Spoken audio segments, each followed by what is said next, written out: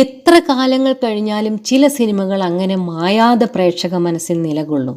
താരങ്ങൾ, കഥ, സംവിധായക, തിരക്കഥ, കൂട്ടുകെട്ട് ഒക്കെയാകാം അതിന് കാരണം. അത്തരത്തിൽ ഒട്ടനവധി സിനിമകൾ മലയാള സിനിമയിലുണ്ട്.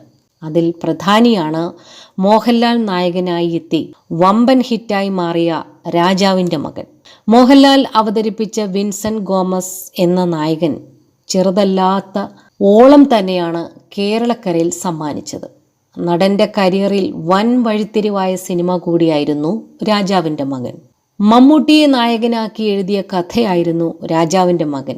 എന്നാൽ തുടരെയുള്ള പരാജയങ്ങളിൽ പെട്ടുകിടക്കുന്ന തമ്പി കണ്ണന്താനത്തിൻ്റെ സിനിമയിൽ അഭിനയിക്കാൻ അദ്ദേഹം വിസമ്മതിച്ചു. അങ്ങനെയാണ് വേഷം മോഹൻലാലിലേക്ക് എത്തുന്നത്. 6 ദിവസം കൊണ്ടൊരുക്കിയ തിരക്കഥ പോലും വായിക്കാതെയാണ് മോഹൻലാൽ അഭിനയിച്ചതെന്ന് അന്തരിച്ച തിരക്കഥാകൃത്ത് ഡെന്നിസ് ജോസഫ് മുൻപൊരിക്കൽ പറഞ്ഞിരുന്നു. അന്ന് സാധാരണഗതിയിൽ ഒരു വിധപ്പെട്ട നിർമ്മാതാക്കൾ അംഗീകരിക്കാത്ത തീമായിരുന്നു രാജാവിൻ്റെ മകൻ. അതായത് ഹീറോ ആണ് വില്ലൻ. തമ്പി കണ്ണന്താനത്തിന് കഥ കേട്ടപ്പോൾ തന്നെ ഇഷ്ടമായി, ചെയ്യാനും തീരുമാനിച്ചു. നിർമ്മാതാവ് ഇല്ല എന്നത് വലിയ പ്രശ്നമായിരുന്നു. മമ്മൂട്ടി നായകനാകണം എന്നായിരുന്നു എൻ്റെ ആഗ്രഹം. തമ്പിക്കും ഏറ്റവും അടുപ്പം മമ്മൂട്ടിയോട് ആയിട്ടായിരുന്നു. തമ്പിയുടെ ആ നേരം അല്പദൂരം എന്ന സിനിമ കൂടി പരാജയപ്പെട്ടതോടെ വീണ്ടും അദ്ദേഹത്തോടൊപ്പം സിനിമ ചെയ്യാൻ മമ്മൂട്ടി മടിച്ചു. അന്ന് സൂപ്പർ ഹീറോ ആയി മമ്മൂട്ടി വളർന്നു നിൽക്കുന്ന സമയവുമാണ്. രാജാവിൻ്റെ മകൻ്റെ കഥ ഇഷ്ടപ്പെട്ടെങ്കിലും തമ്പിയുടെ പടത്തിൽ അഭിനയിക്കാൻ മമ്മൂട്ടി മടിച്ചു.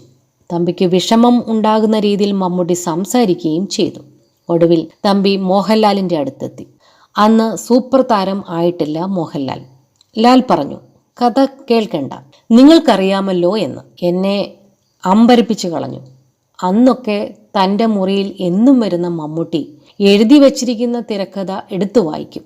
ഒപ്പം വിൻസെന്റ് ഗോമസ് എന്ന നായക കഥാപാത്രത്തിൻ്റെ ഡയലോഗ് സ്വന്തം സ്റ്റൈലിൽ അവതരിപ്പിച്ച് കേൾപ്പിക്കും. ഒന്നുകൂടി ആലോചിച്ചാലോ എന്ന് ചോദിച്ചപ്പോൾ ഇനി അവൻ ഫ്രീ ആയി അഭിനയിക്കാമെന്ന് പറഞ്ഞാലും പറ്റില്ലെന്ന് തമ്പി തറപ്പിച്ചു പറഞ്ഞു. ഒടുവിൽ തമ്പിയുടെ കാർ വിറ്റ് സിനിമ നിർമ്മിച്ചു. റബ്ബർ തോട്ടവും പണയപ്പെടുത്തി. വളരെ ബുദ്ധിമുട്ടിയായിരുന്നു സിനിമ എടുത്തത്. കുറഞ്ഞ ചെലവിലായിരുന്നു ഷൂട്ടിംഗ്. 5-6 ദിവസം കൊണ്ടാണ് സ്ക്രിപ്റ്റ് എഴുതുന്നത്. ഒടുവിൽ ആ സിനിമ മലയാളത്തിലെ വമ്പൻ വിജയങ്ങളിൽ ഒന്നായി തീരുകയും മോഹൻലാൽ എന്ന താരം ആ വിജയത്തോടെ മലയാള സിനിമയുടെ തലപ്പത്തെത്തുകയും ചെയ്തു എന്നാണ് അന്ന് ഡെന്നിസ് ജോസഫ് പറഞ്ഞത്.